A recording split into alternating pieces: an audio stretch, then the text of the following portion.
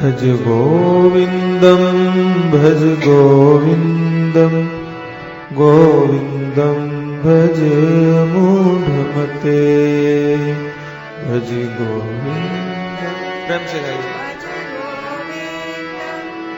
गोविन्दं भज मूढ़मते भज गोविन्दं भज गोविन्दं गोविन्दं भज मूढ़मते भज गोविन्दं भज गोविन्दं गोविन्दं भज मूढ़मते।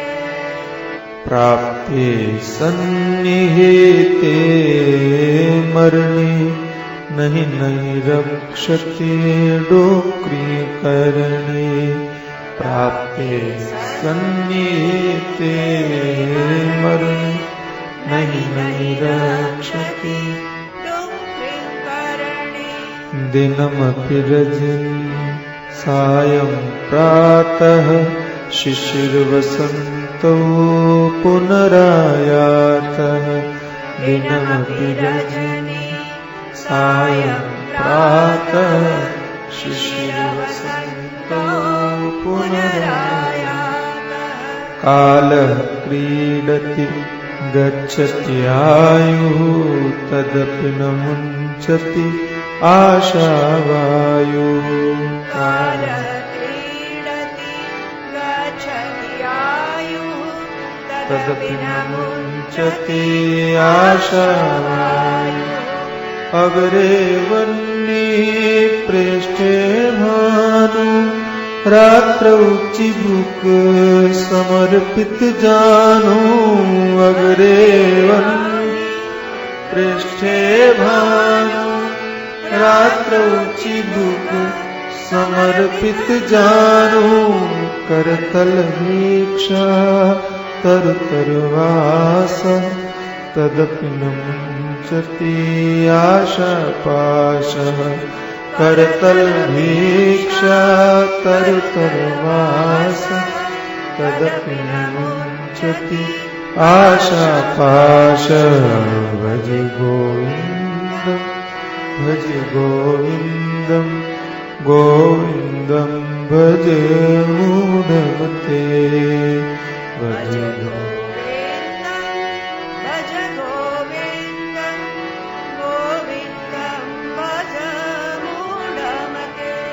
यावत् वीतोपार्जनसक्तः तावन्निज परिवारो रक्तः।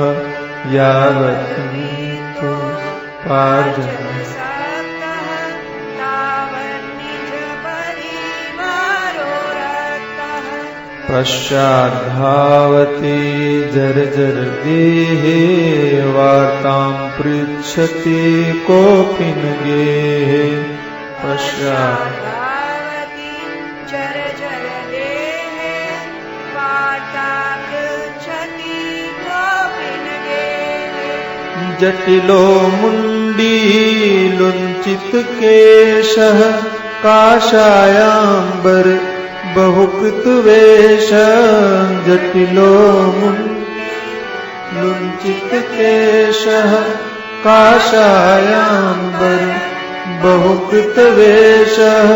पश्यन्नपि च न पश्यति लोको उदरनिमित्तं बहुकृतशोकः। पश्यन्नपि च न पश्यति लोको उदरनिमित्तं बहुकृतशोकः। भज गोविन्दं भज गोविन्दं गोविन्दं भज मूढ़मते भज गोविन्दं भज गोविन्दं गोविन्दं भज मूढ़मते। भगवत गीता किञ्चिदधीता गङ्गाजललव कणिका पीता। भगवत गीता किञ्चिदधीता गङ्गाजललव कणिका पीता। सकृदपि यस्य मुरारि समर्चा तस्य यमः किं कुरुते चर्चां सकृत प्रियस्य मुरारि समर्चा तस्य यमः किं कुरुते चर्चाम् अङ्गं गलितं पलितं मुण्डं दशनविहीनं जातं तुण्डं अङ्गं फलितं मुण्डं दशनविहीनं जातं तुण्डं वृद्धो याति गृहीत्वा दण्डं तदपि न मुञ्चति आशापिण्डं वृद्धो याति गृहीत्वा दण्डं तदपि न मुञ्चति आशापिण्डं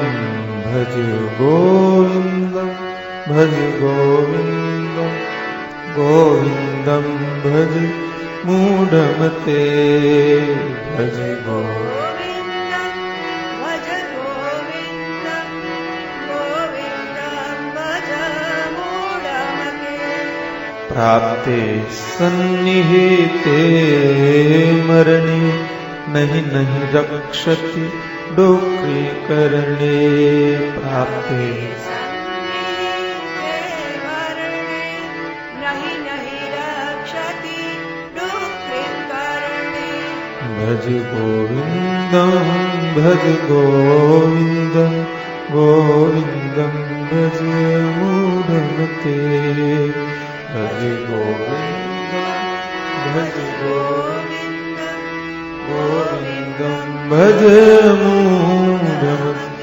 सद्गुरुदेव भगवान की जय, सच्चिदानंद भगवान की जय, सनातन धर्म की जय, श्री कृष्णचंद्र भगवान की जय, श्री बाबुलनाथ महादेव की जय, स्वामी श्री प्रेमपुरी जी महाराज की जय। ओम नमः पार्वती पतये हर हर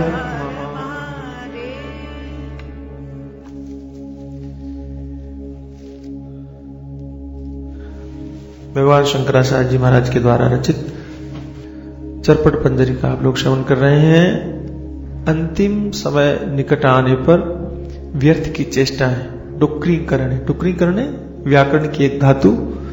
वो एक ब्राह्मण देवता रट रहे थे 80 वर्ष की अवस्था में, उसको देख करके भगवान शंकराचार्य जी महाराज ने उपदेश किया, व्यर्थ की चेष्टाएं आपकी रक्षा नहीं कर सकती, इसलिए सभी को संबोधित करते हुए आचार्य कहते हैं भज गोविंदम, गोविंद का स्मरण करो। कल आप लोग श्रवण कर रहे थे भगवत गीता किंचित अधीता गंगा जललव कणिका पीता सकृतप यस्य मुरारि समर्चा तस्य यमः किं कुरुते चर्चाम्। भगवत गीता किंचित अधीता, भगवत गीता को थोड़ा भी जो पढ़ लेता है। यहां याद रखने की यह बात है कि भगवान शंकराचार्य जी महाराज जीवन की नश्वरता को ध्यान में रख करके ये उपदेश कर रहे हैं। ये जीवन कब समाप्त हो जाए कोई भरोसा नहीं, इसलिए ऐसा मान करके चलो कि हमारे पास में अधिक समय नहीं, इसलिए हम ज्यादा साधन कुछ नहीं कर सकते। इसलिए उन्होंने पूरी गीता पढ़ने के लिए नहीं कहा और पूरी गीता देखने के लिए नहीं कहा, कहते हैं थोड़ा भी अगर समझ लिया। अच्छा, याद करने को आपने पूरी गीता याद कर ली लेकिन समझ में कुछ नहीं आया तो कोई अर्थ है? और समझने के लिए अगर इतना भी समझ लिया बाकी आपने नहीं पढ़ा, तो मुझे लगता है कि आचरण आप कोई भी करो, गीता में से जो भी आपने समझा है वो कोई भी करो, लेकर के आपको वहीं जाएगा जहां भगवान ले जाना चाहते हैं। सारी की सारी बातें आपको वहीं तक पहुंचाएंगी। और इस बात का आचार्य को भरोसा है, विश्वास है कि भगवत गीता को अगर आपने इतना भी पढ़ा, इतना भी ध्यान से देखा, इतना भी जरा समझ करके चले तो जीवन का कल्याण हो जाएगा। फिर यमराज आपको लेने के लिए नहीं आएंगे। भगवत गीता किंचित अधीता, कल आप लोग श्रवण कर रहे थे। एक सज्जन ने कहा गीता पर थोड़ा सा और बोली, तो गीता पर बहुत सारी बातें और मैं जितना आपको बता रहा हूं वो तो बहुत कम है, और इसीलिए कम बता रहा हूं क्योंकि यहां पर भी उन्होंने कम ही बताने के लिए कहा है। अगर सब कुछ ही बता दें तो फिर फायदा क्या होगा, अर्थ क्या होगा? सब कुछ बोलने से तो फिर वही उलझन हो जाएगी कि ये करें, कि ये करें, कि ये करें, कि ये करें। संकेत मात्र है कि गीता अपने आप में अद्भुत है, विलक्षण है, और भगवान की कृपा से आपने उसे कई बार सुना है, कई बार पढ़ा है, कई बार समझा है, जानने की कोशिश की है, चिंतन किया है। तो उन सारी चीजों में से जो आपको अच्छा लगता हो, जितना हमने बताया है उसके अलावा भी अगर आपको कहीं और ही कोई चीज अच्छी लगती हो तो उसे भी अपने जीवन में स्थान दो, उसका चिंतन करो, मनन करो। यह महत्वपूर्ण है। कल चर्चा कर रहे थे क्या है, यद करोसि यदश्नासि यद जुहोसि ददासि यद तपस्यसि कौन्तेय तत्कुरुष्व मदर्पणम। कितनी प्यारी बात है। सारे बोझों से मुक्त कर दिया भगवान ने, सारी उलझनों से मुक्त कर दिया। आपको कुछ करने की जरूरत ही नहीं है, कुछ भी करने की जरूरत नहीं। जो भी कर रहे हो भगवान को अर्पित कर दो, भगवान के लिए करो, और जो खाते हैं वो भगवान को अर्पित करके भोजन करो। तो वृत्ति भी ठीक होगी, आचरण भी ठीक होगा, मन भी ठीक होगा, अंतःकरण भी। और छांदोग्योपनिषद का मंत्र है, आहार शुद्धो सत्व शुद्धि सत्व शुद्धो ध्रुवा स्मृति स्मृति लभ्यो सर्वग्रंथि नाम विप्रमोक्ष। अगर आपका आहार शुद्ध हो गया तो अंतःकरण शुद्ध होगा, अंतःकरण शुद्ध हो गया तो बुद्धि में स्थिरता आएगी, स्मृति दृढ़ होगी, और बुद्धि में अगर स्थिरता आ गई तो काफी प्रमोक्ष। फिर आपको ज्ञान। अच्छा देखो कितनी प्यारी बात है कि हम लोग सुनते हैं लेकिन ये ज्ञान हमारे चित्त में टिकता क्यों नहीं है। ये सवाल कई लोग पूछते हैं कि महाराज जानते हैं, समझते हैं, लेकिन ये बात मन में बैठती क्यों नहीं है। बोली इसलिए नहीं बैठती है क्योंकि आपका चित्त शुद्ध नहीं है, क्योंकि आपकी बुद्धि स्थिर नहीं है। अगर चित्त शुद्ध हो, बुद्धि स्थिर हो, तो फिर ये ज्ञान, ये विवेक, जो कुछ भी हम श्रवण करते हैं वो टिक जाए, स्थिर हो जाए। तो वो कैसे होगी? तो उपनिषदकार कहते हैं कि वो ऐसे होगी अगर आपका आहार शुद्ध है। अब आहार शुद्ध कैसे हो, तो उसके लिए भी बड़े बड़े व्याख्यान है, बड़ी बड़ी बातें हैं कि ऐसे ये ऐसा आहार होना चाहिए, बेईमानी से नहीं कमाया जाना चाहिए, और बहुत सारी बातें, वो भी आपने सुनी है, सब जानते हैं। इतनी बातें सुनने के बाद में मुझे लगता है कि आहार शुद्ध होना तो बड़ा मुश्किल है। जैसा आहार शुद्ध हमने सुना है वैसा कम से कम आज की तारीख में तो नहीं मिल सकता, बहुत असंभव है। तो अगर आज की तारीख में वैसा आहार नहीं मिल सकता तो इसका मतलब है अंतःकरण शुद्ध नहीं होगा। मुझे लगता तो ऐसे ही। तो इसका एक दूसरा रास्ता निकाला, संतों का यही काम है। जैसे वैज्ञानिक अन्वेषण करते रहते हैं ना, खोज करते रहते हैं, ऐसे महात्मा खोज करते रहते हैं कि समय के साथ साथ में व्यक्ति के जीवन को कैसे महान बनाया जाए। अगर पुरानी पद्धतियां आज नहीं लागू हो पाती हैं तो आज के समय में उनको कैसे किया जाए। तो महात्माओं ने चिंतन किया, विचार किया कि अब ये आहार शुद्ध कैसे हो। तो कहा एक काम करो, ये मत देखो ये कैसे आया है, कहां से आया है, कौन लाया है, ये ज्यादा विचार मत करो। अब ये काम करो, क्या? बोले जब भोजन करने बैठो तो भगवान को अर्पित कर दो, बस वो हो गया शुद्ध। शुद्धि का सबसे बढ़िया तरीका यह है कि जब भी आप खाने चलो भगवान को याद कर लो, वो शुद्ध हो गया। तो आपका अंतःकरण भी पवित्र हो गया और भगवान का स्मरण भी होगा। यद करोसि यदश्नासि। भगवान ने कहा जो भी खाते हो, भगवान ने ये नहीं कहा कि लहसुन खाते हो कि कांदा खाते हो, ये नहीं कहा। आप खाते हो ना, आप भोजन कर रहे हो ना, आप आहार कर रहे हो, तो भगवान को समर्पित करके और फिर भोजन करो। इसका मतलब ये नहीं है, ये भी समझ लेना चाहिए कि आप निषिद्ध पदार्थों को खाने लगे, इसका तात्पर्य ये भी नहीं है। लेकिन मैं बहुत बेकार आदमी हूं इस मामले में। मैं सोचता हूं कि कुछ भी खाओ लेकिन भगवान को याद करके खाओ। ये महत्वपूर्ण बात है। और मेरा विश्वास है, अपना विश्वास है कि अगर आप भगवान को स्मरण करके खाओगे तो आपका मन गलत चीजों को खाने की ओर प्रेरित ही नहीं होगा। आप अपने मन में वो भाव तो लेकर के तो चलो, कम से कम आप उधर चलो तो सही। आपके मन में कहीं से अगर आपको मैं ये कहूं कि नहीं जी भगवान का स्मरण मत करके खाओ क्योंकि वो गलत चीज है, क्योंकि वो लहसुन है, क्योंकि वो कांदा है, तो आप कहोगे आज कांदा खा रहे हैं, आज नहीं भगवान को भोग लगाते, कल लगाएंगे, फिर वो मौका कभी नहीं आएगा। अरे मेरा मतलब है लहसुन कांदा नहीं खाना चाहिए, ये मेरी समझ की बात है, मैं जानता हूं, ठीक है। लेकिन अगर आप ग्रहण करते हो, आप खाते हो, आपको दोष नहीं लगता है, तो मैं कहता हूं कि आप भगवान को याद करके तब खाओ। एक बात। दूसरी बात, उस पदार्थ का, बने हुए पदार्थ का आप भगवान के मंदिर में भोग नहीं लगाना, इतना ख्याल रखना। बात आई समझ? जो कुछ भी आप ऐसी चीजें बनाते हैं उनका मंदिर में भोग लगाने का साफ निषेध करता हूं, नहीं लगाना चाहिए। लेकिन आप खाने बैठे हो, जब हम थाली पर बैठ करके भगवान को भोग लगाते हैं तो आप जरूर स्मरण कीजिए और भगवान को यद करोश यदश्नास यद जुहोश, हवन करते हो, स्वाहा करते हो, ददास यद, जो देते हो वो भी ऐसा समझ करके दो कि आप भगवान को दे रहे हो। अगर ऐसा समझ के दोगे तो चित्त के अंदर में कहीं पर भी अभिमान जागृत नहीं होगा। देखो, भगवान ने आपको प्रत्येक परिस्थिति से बचाने का कितना सरल रास्ता बता दिया।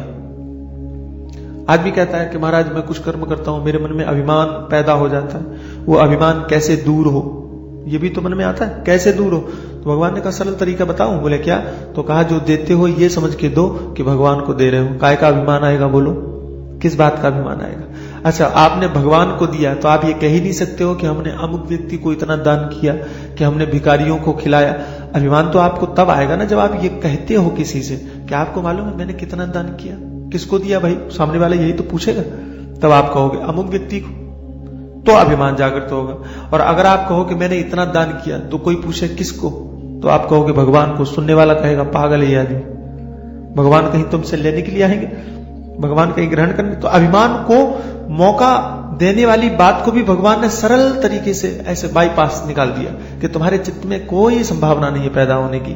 ददास यत तपस्या, अब देखो तपस्या करते हो वो भी भगवान को अर्पित कर दो, काय का अभिमान आएगा, किस बात का अहंकार पैदा होगा? तत्कुरुषम दर्पणम, ये सुंदर श्लोक है और इसको अपने जीवन में किसी भी प्रकार से आप स्वीकार करो, मन के अंदर में रखो। 2 श्लोक संक्षेप में आपको और कहूं गीता के, और दोनों ही आपने सुने हैं, अच्छी तरह से सुने हैं। 9वां अध्याय, अनन्या चिंतयन्तो मां ये जना परिपासते तेषां नित्याभियुक्तानां योगक्षेमं वहाम्यहम्। दुनिया के किसी भी धर्म में ऐसा बढ़िया वाक्य पढ़ने को हमको नहीं मिला, अद्भुत है। भगवान आपको हर आफत से बचाने के लिए पहला श्लोक कहते हैं यद करोषि यदश्ना से, और भगवान हर चिंता से मुक्त करने के लिए ये 2 श्लोक कहते हैं, एक तो ये और एक और आगे मैं बताने वाला हूं, ये सारी चिंताओं से मुक्त करने के लिए।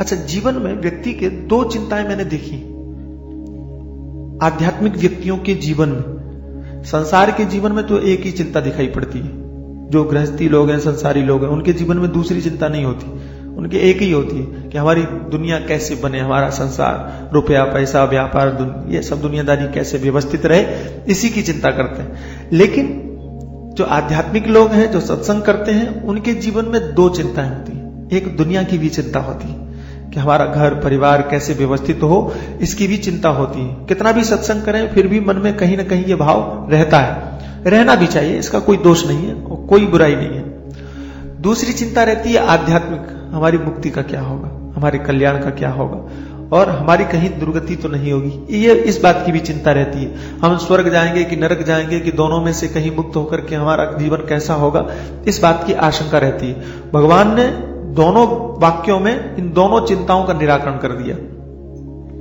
अनन्या चिंतयन्तो मां ये जना परिपासते तेषां नित्याभियुक्तानां योगक्षेम वहाम्यहम्। योगक्षेम का मैं वहन करता हूं, ये कह करके भगवान ने सीधे तौर पर आपको ये संकेत कर दिया कि संसार की चिंता छोड़ दो, मेरे ऊपर छोड़ दो, मेरी जिम्मेदारी है। योगक्षेम, जिन चीजों का आपके जीवन में अभाव है, जिन्हें आप पाना चाहते हैं, जिनकी आपके जीवन को आवश्यकता है, उन सारे पदार्थों को इकट्ठा कर देते हैं, इसका नाम है योग। योगक्षेम है ना, योगक्षेम का मतलब, तो योग का मतलब है जो चीजें आपके पास में नहीं है, जिन चीजों की आपको जरूरत है, भगवान कहते हैं उन चीजों को मैं इकट्ठा कर देता हूं, आपको सोचने की जरूरत नहीं, आपको परेशान होने की जरूरत नहीं। शर्त क्या है? शर्त यह है कि आप अनन्य भाव से मेरा चिंतन कीजिए, मेरे प्रति समर्पित हो जाइए और चादर फैला करके आराम से सोइए, पैर फैला के सोइए, चिंता मत कीजिए, मैं इकट्ठा करूंगा। कोई कहे महाराज इकट्ठा कर दोगे फिर कहीं चोरी करके ले गया तो भगवान कहते हैं क्षेमम, रक्षा भी मैं ही करूंगा, तुम सोते रहो, चिंता करने की जरूरत नहीं, इकट्ठा भी मैं करूंगा। अच्छा, अभी जीवन में क्या होता है, इकट्ठा भी आपको करना पड़ता है और बचाने के लिए चिंता भी आपको करनी पड़ती है। जिंदगी में और मेहनत भी करना पड़ता है कि कैसे कमाएं, पहले सोचते हो और जब कमा लेते हो तो फिर कहते हो इसकी रक्षा कैसे करें, इसको बचाएं कैसे, उसके लिए भी दुनिया भर की चिंता ये कमाया हुआ धन कहीं समाप्त न हो जाए, इस बात की भी चिंता रहती है। भगवान आपको दोनों चिंताओं से मुक्त कर देते हैं। अच्छा, किसी सज्जन से कहो कि भाई थोड़ा भगवान का स्मरण कर लिया, वो कहता टाइम नहीं है, तो कहते करते क्या हो? बोले महाराज वही रोजी रोटी, वही व्यापार। भगवान कहते हैं वो टाइम हम तुमको मुक्त करते हैं, वो मत करो, वो मैं करूंगा। तुम भगवान का भजन तो करो, तुम चिंतन तो करो। भगवान कहते हैं जिस चीज के लिए, जिस काम के कारण तुम मेरा स्मरण नहीं कर पाते हो, भगवान कहते हो वो मैं करूंगा, तुम उसको छोड़ दो, विश्वास करके देखो, तुम उसको छोड़ दो, मैं करूंगा। फिर कहा, बोले नहीं महाराज, अच्छा आपने कर भी दिया तो रक्षा, बोले वो भी मैं करूंगा। योगक्षेमो वहाम्यहम्, तुम चिंता मत करो, सारी की सारी जिम्मेदारी मेरे ऊपर छोड़ दो। ये वाक्य हम सुनते जरूर हैं लेकिन भरोसा नहीं हो पाता। कई बार आदमी के मन में कई उलझनें पैदा हो जाती, क्या वाकई ऐसा हो सकता है? क्या वाकई भगवान हमारी रोटी का इंतजाम कर सकते हैं? क्या वाकई भगवान हमारे कपड़ों का इंतजाम कर सकते हैं? क्या वाकई संसार की जो मुश्किलें हैं उनको आसान भगवान इस तरह से कर सकते हैं? ये कई सवाल सुनने के बाद भी हमारे मन में आते हैं। इसलिए मैं आपको बहुत स्पष्ट रूप से ये कहता हूं कि भगवान ने यहां जो शर्त रखी है ना, अनन्याश्चिन्तयन्तो, अनन्य भाव से जो मेरा स्मरण करता है उसके योगक्षेम का मैं वहन करता हूं। मुझे कई बार यह अनुभव हुआ है और लगता है कि अनन्य भाव से भी मत करो, तुम साधारण भाव से ही परमात्मा का स्मरण करके देखो। और मेरा यह विश्वास है कि आप आज ही ये संकल्प करके देखो कि भगवान हमको भोजन करवाएं तो हम जाने, करके देखो, देखो क्या होता है। कैसे भी परीक्षा की दृष्टि से करो, साधारण दृष्टि से करो, किसी भी तरह से करो। बड़े बड़े संतों की अनुभूतियां हैं, बड़े बड़े महात्माओं की अनुभूतियां हैं, और मैं कहने के लिए बहुत छोटा व्यक्ति हूं आप लोगों के सामने, ईमानदारी से स्वीकार करता हूं, लेकिन सच्चाई यह है कि मैं आपको अपनी अनुभूतियां बताता हूं। इन बातों की कितनी बार अनुभूति की होगी, अनुभव किया होगा कि परमात्मा के नाम पर मैं बैठा, आप विश्वास नहीं करेंगे कि एक दिन भी भूखा नहीं रहा। अच्छा, मैंने दूसरे तरह से भी प्रयोग किया। अच्छा, एक निवेदन और कर दूं कि मैं ये बातें कह रहा हूं इसलिए नहीं कह रहा हूं कि आप मुझे मानने लगो कि स्वामी जी कितने बढ़िया हैं, कितने सिद्ध हैं, कितने महापुरुष हैं। ये बात आपके मन में विश्वास पैदा करने के लिए कह रहा हूं कि आप अनुभव करके देखो, क्योंकि मैंने किया है। तो मैंने दूसरे तरह से भी इस बात का अनुभव किया कि अभी तो मैंने सोचा कि मैं भगवान अगर खिलाएंगे तो मेरा मैं खाऊंगा, नहीं तो नहीं खाऊंगा, ये तरीका भी कर लिया। फिर मैंने सोचा देखते हैं हमारे प्रारब्ध में क्या है। आप आश्चर्य करेंगे, 7 दिन हो गए, 8 दिन हो गए, मुझे भोजन नहीं मिला, भूखा बैठा रहा। 8 दिन हो गए, कुछ नहीं खाया। अब मैं जब बहुत ज्यादा परेशान हो गया, तब मैंने सोचा अब भोजन मिले तो मैं जानूं कि भगवान है। आप मान रहे हैं चित्त की स्थिति कहां होगी कि 7 दिन तक भोजन नहीं मिला है, मैं एक जगह बैठा हुआ हूं, सफर भी कर रहा हूं, मैं मांगता था नहीं, किसी से नहीं मांगा, भगवान की कृपा से कहीं खाने के लिए नहीं मांगा, मैंने कभी नहीं मांगा। तो रास्ते से भी गुजरूंगा, मांगूंगा नहीं तो कोई ऐसी थोड़ी खिला देगा। तो मैं गुजर रहा हूं, रास्ते से गुजर रहा हूं, ट्रेन में सफर कर रहा हूं, कई जगह जा रहा हूं, लेकिन मुझे भोजन नहीं मिल रहा है। मेरे पास 1 भी रुपया नहीं है, मैं मांग सकता नहीं हूं, खरीद सकता नहीं हूं, तो खिलाएगा कौन? कहीं नहीं। जब तंग आ गया, बहुत परेशान हो गया, मैंने कहा दुनिया बड़ी विचित्र है। एक बार तो मैं चिढ़ गया, मैं स्टेशन पर बैठा था, मैं सच बता रहा हूं, ईमानदारी से बता रहा हूं आपको, और प्लेटफॉर्म पे बैठा हुआ था, और एक सज्जन ने मुझे देखा, मेरे पास में आए, और बिल्कुल भगवान ने मुझे चिढ़ाया होगा, मैं मानता हूं।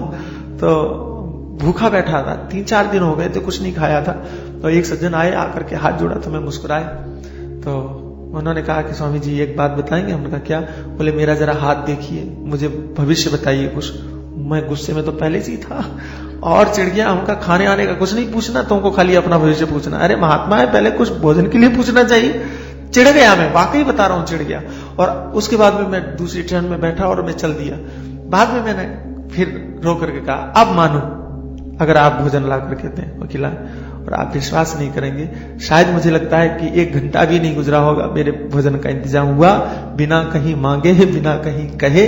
और ऐसा मेरे जीवन में एक बार नहीं हुआ, मैंने कई बार बदल बदल करके, कहते हैं ना कि भेष बदल बदल करके आदमी परीक्षा लेता है। और मैंने अपने विश्वास की परीक्षा, भगवान की परीक्षा तो लेने का ना हमको हक है ना आपको हक है, अपने विश्वास की परीक्षा हमने करने के लिए तरह तरह के भूमिकाएं अदा की, तरह तरह के रूप बनाए। और निश्चित रूप से आपको कहता हूं कि मेरा विश्वास ग्रंथों के प्रति, शास्त्रों के प्रति, भगवान के प्रति, वो कभी नहीं तोड़ने दिया उस परमात्मा ने, उस ईश्वर ने हमेशा रखा।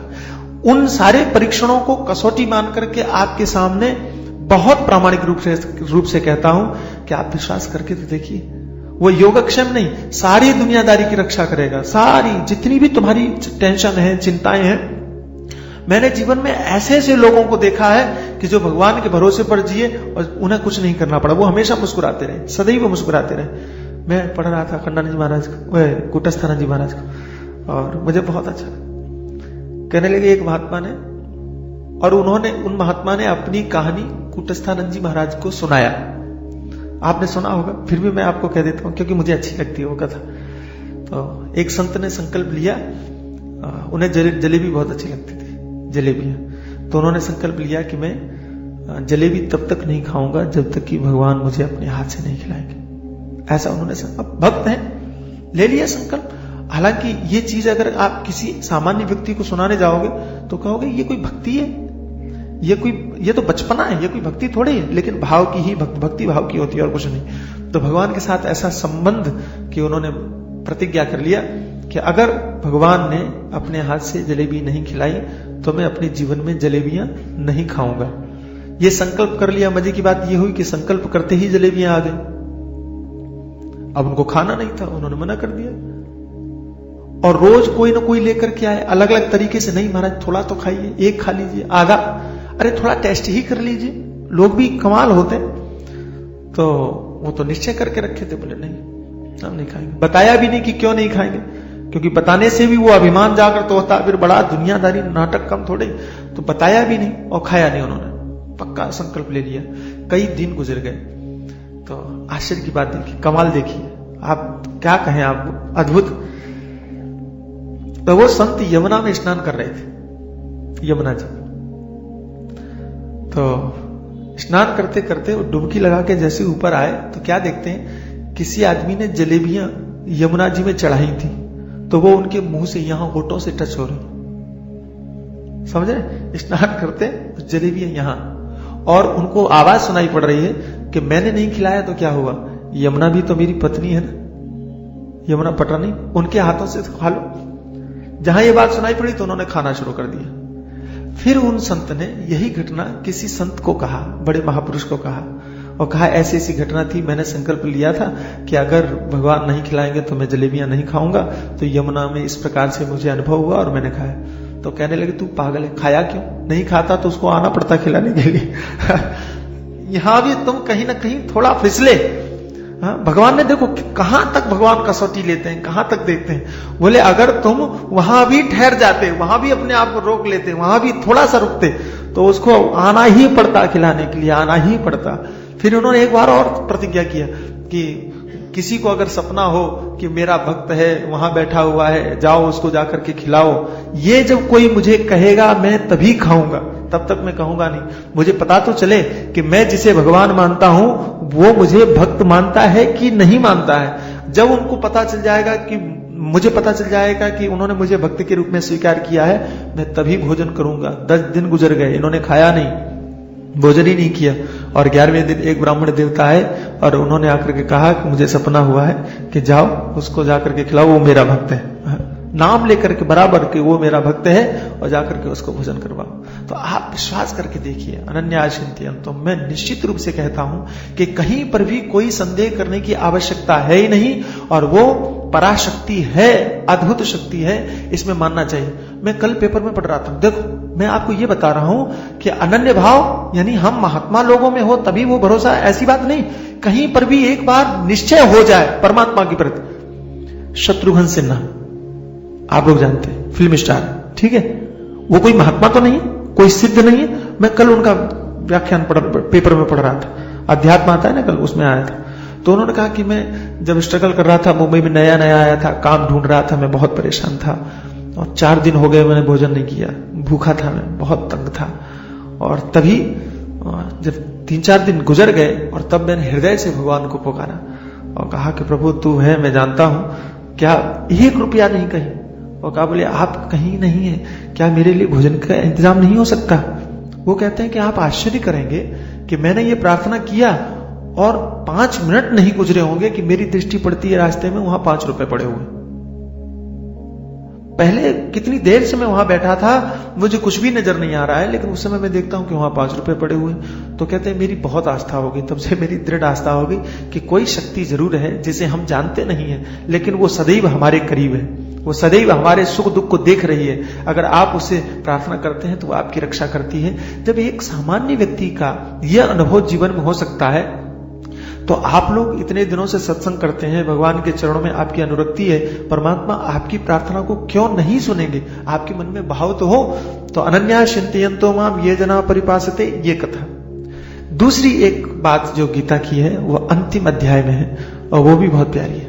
सर्वधर्मान् परित्यज्य मामेकं शरणं व्रज अहं त्वा सर्व पापेभ्यो मोक्षयिष्यामि मा शुच। ये भी वाक्य कहीं आपको दुनिया में देखने को नहीं मिलेगा। भगवान कहते हैं कि आप सारी चिंताओं को छोड़ दीजिए।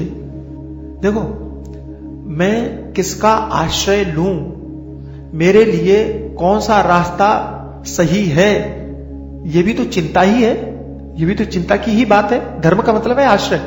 तो मैं कौन सा आश्रय लेकर के चलूं ताकि मेरा भला हो जाए, ताकि मेरा कल्याण हो जाए, ये भी तो टेंशन है एक तरह का। भगवान कहते हैं इन सारी चिंताओं से तुम मुक्त हो जाओ।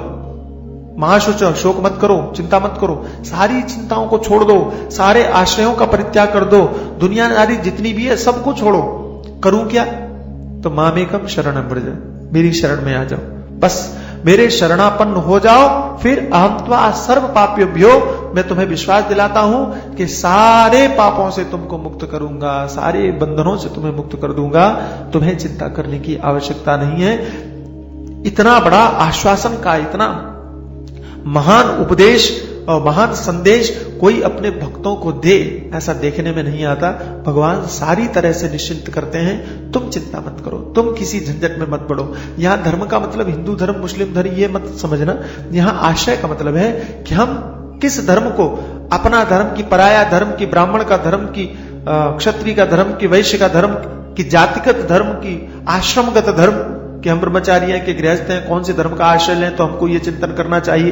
कई लोग कहते हैं ओम खाली सन्यासियों को जप करना चाहिए, गृहस्थियों को नहीं जप करना चाहिए, आदि आदि की झंझट है। बोले तुम सारी झंझटों को छोड़ दो, सिर्फ मेरा चिंतन करो, सिर्फ मेरे समर्पित हो जाओ, मैं तुम्हें सारे बंधनों से मुक्त कर दूंगा। यहां एक तो ये आध्यात्मिक पक्ष यानी कि भक्ति वाला पक्ष है।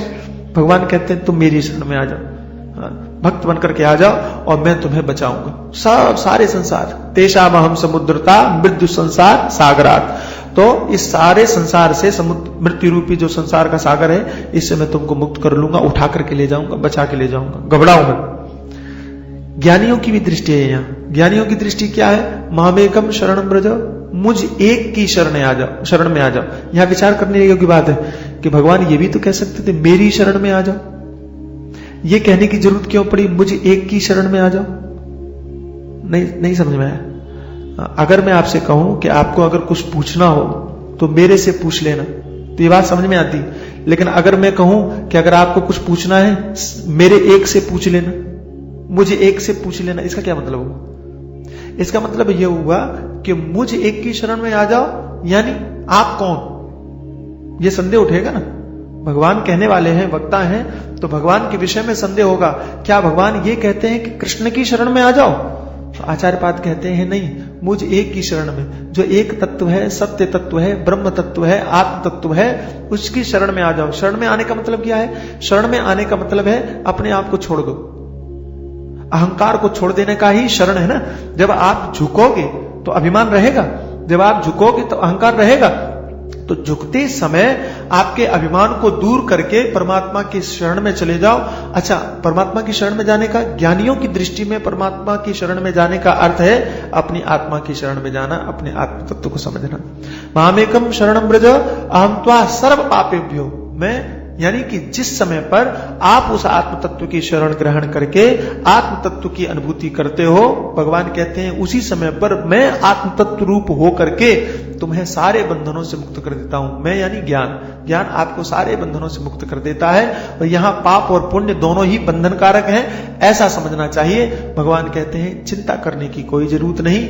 ये गीता के सुंदर और अद्भुत संदेश उपदेश हैं जो कि संक्षेप में आपको संकेत किया है। इनमें से आप कोई भी संकल्प कोई भी संकल्प अपने मन के अंदर में चित्त में ले लीजिए और आपका कल्याण होगा। भगवत गीता किंचित अधीता, आचार्य पाद कहते हैं कि भगवत गीता के थोड़े से भी अध्ययन से आपकी गति सदगति के रूप में परिवर्तित हो सकती है, आपका कल्याण हो सकता है, आपका मंगल हो सकता है। इसलिए व्यर्थ की चेष्टाओं को छोड़ करके भगवत गीता का कोई भी अंश अपने जीवन में रखिए, ध्यान दीजिए। कोई कहे भाई हमने गीता पढ़ी नहीं है, बिल्कुल, क्योंकि ये उपदेश आप लोगों के लिए तो अच्छे हो सकते हैं क्योंकि आपने सत्संग किया है। संक्षेप में हमने गीता के थोड़ी थोड़ी बातें बता दी, आपको सारी बातें समझ में आ गई। बात आ रही समझ? क्यों? क्योंकि आपने पहले से सुन रखा है, इसलिए इतने थोड़े से में भी बताएंगे तो आपको सारी बातें समझ में आ जाएंगी। कई श्लोक तो ऐसे हैं कि हम कहें खाली तो आपको उसका अर्थ अपने आप ही समझ में आया। ब्रह्मण्याधाय कर्माणे संगम त्यक्त्वा करोति यः लिप्यते न स पापेन पद्म पत्र मिमाम बसा। भगवान को अर्पित करने की बुद्धि से कर्म करो तो आपका जीवन वैसे ही पापों से सुरक्षित हो जाता है जैसे कि कमल का पत्ता जल में रहते हुए भी पानी से लिप्त नहीं होता, लिपायमान नहीं होता। ऐसे आप संसार में रहते हुए पापों से लिपायमान नहीं होते अगर भगवत बुद्धि के अर्पण बुद्धि से कर्म करो। ठीक है, कितने सरल सरल बातें, लेकिन ये बातें आपको इसलिए समझ में जल्दी आ जाती हैं क्योंकि आपने सुना है, कई बार सुना है, पढ़ा है। भगवान शंकराचार्य जी महाराज कहते हैं कुछ लोग ऐसे भी हो सकते हैं जिन्होंने सुना ही नहीं है, जिन्होंने पढ़ा ही नहीं है, जो कुछ नहीं जानते बेचारे।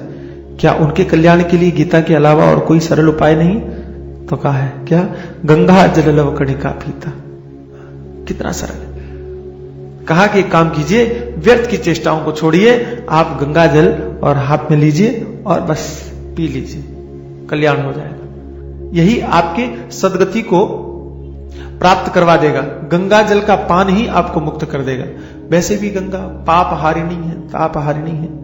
गंगा निर्मल है, गंगा शांति प्रदा है, गंगा ज्ञान का स्वरूप है, गंगा भक्ति का स्वरूप है, दोनों ही है। ज्ञान गंगा भी कहा जाता है और गंगा भक्ति के रूप में भी इसलिए मानते हैं लोग क्योंकि गंगा जी ही है जो भगवान के चरणों से निकली है, तो भक्तों की भी आराध्या है वे।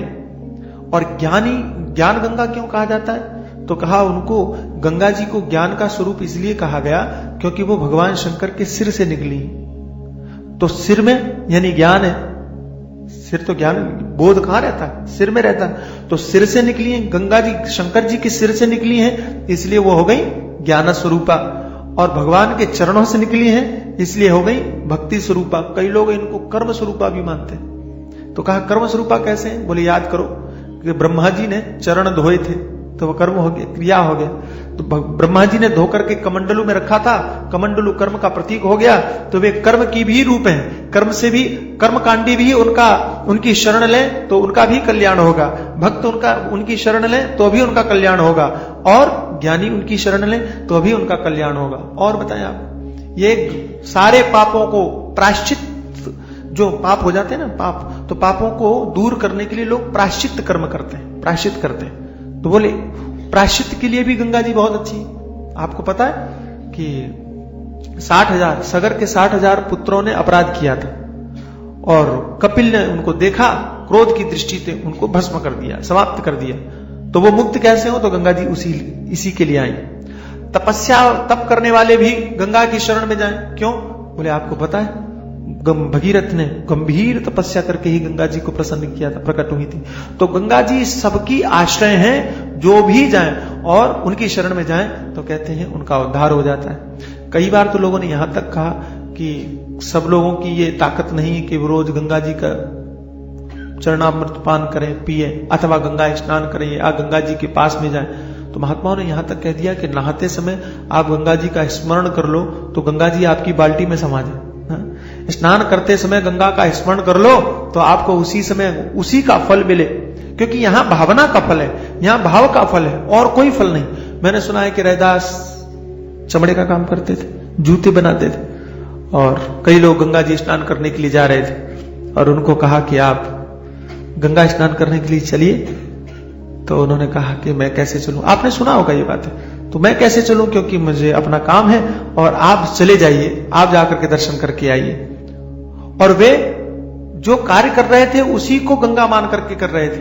और मैंने सुना है कि उन्होंने कुछ, पता नहीं मैं भूल रहा हूं, कुछ चीज थी जो उसमें से निकाल करके दे दिया, जो कठौती थी उसी में। तो मन चंगा तो कठौती में गंगा, ये बहुत प्रसिद्ध हो गया उस समय से। तो आपकी भावना जहां है वहीं गंगा जी है। और ज्ञानी लोग तो ये कहा करते हैं, भगवान शंकराचार्य जी महाराज ने लिखा है कि गंगा वार समस्त वार निवाहा, जितना भी जल है वो सब गंगा जल है। अगर आपकी दृष्टि ब्रह्म में है, आत्म तत्व में है, अगर आपकी दृष्टि ज्ञानमयी है, अगर आपकी दृष्टि भक्तिमयी है, तो कहीं पर भी कोई भी जल आप पान करें। यहां बंबई की घटना है और दो संत, मैं था वहां, सौभाग्य मेरा कि मैं वहां था, और दोनों बड़े संत, बड़ी ऊंची पदवी के। तो एक संत ऐसे कि जो गंगा जल के अतिरिक्त और कुछ नहीं पीते थे और संस्कृत संभाषण कर, संस्कृत में बोलते थे, बात करते थे। मैं तो छोटा हूं, उनके साथ में था, साथ में यानी प्रोफेशन कहीं कर रहा था, साथ में गया था किसी भक्त के घर पे। तो आपस में संस्कृत में बातें होने लगी। तो जो गंगा जल पीते थे उन्होंने बातचीत में कहा कि मैं तो गंगा जल ही पीता हूं। तो दूसरे जो संत थे बड़ी प्यारी बात कही, हमें बड़ा अच्छा लगा। कहने महाराज आप कहते हो सिर्फ गंगा जल पीते हो, लेकिन आचार्य तो कहते हैं कि ज्ञानी के लिए सारा जल गंगा जल है। फिर ये भेद क्यों कि हम सिर्फ गंगा जल पीते हैं? अरे सारे जल जितने भी है सब गंगा जल है, फिर आप काहे के लिए झंझट करते हो? तो देखो यहां ये बात समझना चाहिए कि अगर आपके घर में गंगा जल पीने के लिए उपलब्ध नहीं है तो इस बात को भी आप टेंशन के रूप में मत लो, इस बात के लिए भी आप परेशान मत हो। बात भावना की है, आप जल लीजिए। और देखो चरणामृत भगवान का, भगवान के चरणों से गंगा जी निकली है, तो आपके घर में भी भगवान है, और उन भगवान के जब आप चरण धोते हो तो क्या वे गंगा जी नहीं है? जरा ईमानदारी से बताइए आप। ब्रह्मा जी अगर भगवान के चरणों को धो करके और कमंडलू में जल इकट्ठा करते हैं तो वो गंगा जल हो जाता है। तो हम चिदंबरानंद अगर भगवान के चरणों को धो करके और इकट्ठा करें तो वो गंगा जल क्यों नहीं है? आप अपनी दृष्टि को इतना महान क्यों नहीं बनाते? जब सारी कहानियां आपके सामने, ये कहानियां क्यों है, ये कहानियां क्यों कही गई, ये बताने की जरूरत क्यों पड़ी? अच्छा गंगा जी तो पहाड़ से निकल रही है, हम लोग देख रहे हैं, बात समझना, ठीक है ना? कहां से निकल रही है? पर्वत से। न तो हमने शंकर जी के सिर से निकलते हुए देखा है, देखो गड़बड़ मत करना, सच बात कह रहा हूं। न तो हमने शंकर जी के सिर से निकलते हुए देखा है और न ब्रह्मा जी को चरण धोते हुए देखा है। फिर भी ये कहानी कही जा रही है आपको कि गंगा जी का प्राकट्य भगवान के चरण धोने से हुआ। इसका तात्पर्य क्या है वो क्यों नहीं समझ में आता है हमको? इसका तात्पर्य यह है कि जो भी भगवान के चरण धोएगा गंगा जी आपके घर में प्रकट हो जाएंगी। ये बात हम क्यों नहीं समझते हैं? और ये बात समझिए, आपके घर में गंगा जी विराजमान है, आप रोज पूजा करते हो, प्रतिदिन भगवान के चरण धोते हो, बस चरण धोए, जल ले लिया, पान कर लिया, धन्य हो गए। जितने भी हमारे अंदर में, जितने भी असुर, राक्षस, पाप, आत्मा जो कुछ भी बस रहे हैं, सबका उद्धार कर दीजिए। मारिए मत, उद्धार कर दीजिए, सबका कल्याण कर दीजिए, सबकी वृत्ति मंगलमय कर दीजिए। ये भाव लेकर के आप चरणामृत का पान करो। काहे के लिए परेशान होते हो? गंगा जल लव कणिका पीता का तात्पर्य यह है कि गंगा जल की एक बूंद आप पियो, आपका उद्धार हो जाए। कोई आदमी कहे महाराज आप एक बूंद की बात करते हो, हम रोज पीते हैं, हमारा उद्धार नहीं होता। उसकी वजह है, आपने एक कबीर का दोहा सुना होगा, पाहन पूजे हरि मिले तो मैं पूजू पहाड़। पत्थर पूजने से अगर भगवान मिले तो मैं पहाड़ पूजने लगूं, लेकिन पहाड़ पूजने से भी नहीं मिलेगा। इस बात को लोगों ने यह कह करके थोड़ा गड़बड़ किया कि कबीर ने भगवान के साकार रूप को माना नहीं, इसलिए ये बात कही। तो साकार रूप से भगवान की जो पूजा करते हैं उनको बड़ा कष्ट होता है कि कबीर इतने विद्वान होने के बाद में, इतने महान संत होने के बाद में ऐसी पागलपन की बातें करेंगे क्या? तो लोग जो साकार रूप से पूजा करते हैं उन्हें ये दोहा खटकता है। लेकिन मेरा मानना है कि खटकना नहीं चाहिए, नहीं खटकना चाहिए। क्यों नहीं खटकना चाहिए? क्योंकि ये साकार रूप का निषेध नहीं करता, ये जिस चीज का निषेध करता है वो बिल्कुल सटीक है और सही है। कबीर कहना क्या चाहते हैं? पाहन पूजे हरि मिले तो मैं पूजू पहाड़। पत्थर के पूजने से अगर परमात्मा मिले तो मैं पहाड़ों को पूजने लगूं। तात्पर्य मैं आपको एक छोटी सी कहानी सुनाता हूं कि चीन में बुद्ध को मानने वाले ज्यादा है और बुद्ध के मंदिर भी हैं, वहां बड़े बड़े मंदिर हैं, बहुत विशाल मंदिर है। और एक मस्त भिक्षुक जो मस्त मौला था, चिंतन करने वाला आत्म तत्व का, और वो एक बार उस मठ में गया तो अद्भुत संतों की लीला बड़ी विचित्र होती है, अद्भुत होती। वहां गए तो वहां के जो व्यवस्थापक थे मठ के, उन्होंने उनको रहने का आश्रय नहीं दिया, कमरा नहीं दिया, कहा बाहर सो जाओ। वो पागल की तरह दिख रहे थे, बाहर सो जाओ करके कहा, सो गए। लेकिन वहां ठंड बहुत पड़ती है, पहाड़ की बात, बहुत ठंड हो रही थी, तिब्बत की घटना। तो उस ठंड से बचने के लिए क्या करें समझ में नहीं आया। तो ये गए और जो बुद्ध की मूर्ति रखी हुई थी लकड़ी की, और ये गए, उन्होंने वो मूर्ति उठाया और आग लगा दी। आग लगा के तापने लगे बढ़िया मस्ती से, और ताप करके अब गर्मी मिल गई तो सो गए। मूर्ति जल के राख कोयला हो गई, और बड़ी मूर्ति थी, आग काफी देर तक जलती रही, उसी के किनारे आराम से सोते रहे। सुबह हुई, ये उठे नहीं, जागे नहीं। ये सब लोग जागे, जागने के बाद में देखा ये अभी तक सो रहा है, गुस्सा आया इनको, तो कैसा महात्मा है, संत का वेश धारण किया, अभी तक सो रहा है, इसको अकल तो है नहीं, जाने दो बाद में देखेंगे, पहले हम पूजा वूजा कर लें। तो स्नान वगैरह करने के बाद जब पूजा करने के लिए मंदिर में गए तो देखा वहां मूर्ति नहीं। अब इन लोगों को बड़ा क्रोध आया, कष्ट हुआ कि मूर्ति कहां है। तो फिर नजर दौड़ाई तो जहां ये सो रहे थे वहां कुछ आग का ढेर नजर आया, तो पास में गए तो आकार, जलने के बाद में भी आकार रहता है, आकार देखा, बोले अरे ये तो लगता है मूर्ति जला दी है। अब तो महाराज क्रोध आ गया, तो सोते हुए महात्मा के ऊपर डंडे बरसाए, लाते मारी। तुम कैसे संत हो, कैसे महात्मा हो, तुमने मूर्ति को जला दिया, तुमने भगवान को जला दिया, जो हमारे आराध्य हैं उनको समाप्त कर दिया। बहुत क्रोधित हुए, तुमने मालूम है कितना बड़ा पाप किया, भगवान को जला दिया। महात्मा कुछ नहीं बोले, चुप रहे। और जब ये बहुत बोल करके थक गया, अच्छा सामने वाला जब चुप रहे तो आखिर सामने वाला बोलेगा कितना, चुप हो गया वो। और तब ये महात्मा खड़े हुए, उन्होंने लकड़ी लिया और लकड़ी से वो जलती हुई राख में ऐसे ऐसे कुछ ढूंढने लगे। अब गुस्सा तो पहले से ही था, तो कहा कर क्या रहा है तू, मैं कुछ पूछता हूं तो बोलता नहीं, क्या कर रहा है। तो बड़ी विनम्रता से कहा कि मैं इसमें हड्डियां ढूंढ रहा हूं। तो उसने कहा कि हड्डियां, इसमें हड्डियां कहां से आएंगी। तो कहा तुमने कहा ना मैंने बुद्ध को जलाया, तो इसमें कहीं ना कहीं हड्डियां होंगी ना। तब उसने कहा कि पागल आदमी, ये बुद्ध नहीं थे, ये तो बुद्ध की मूर्ति लकड़ी की थी, इसमें हड्डियां कहां से आएंगी, ये तो लकड़ी की मूर्ति है, इसमें हड्डियां कहां आएंगी।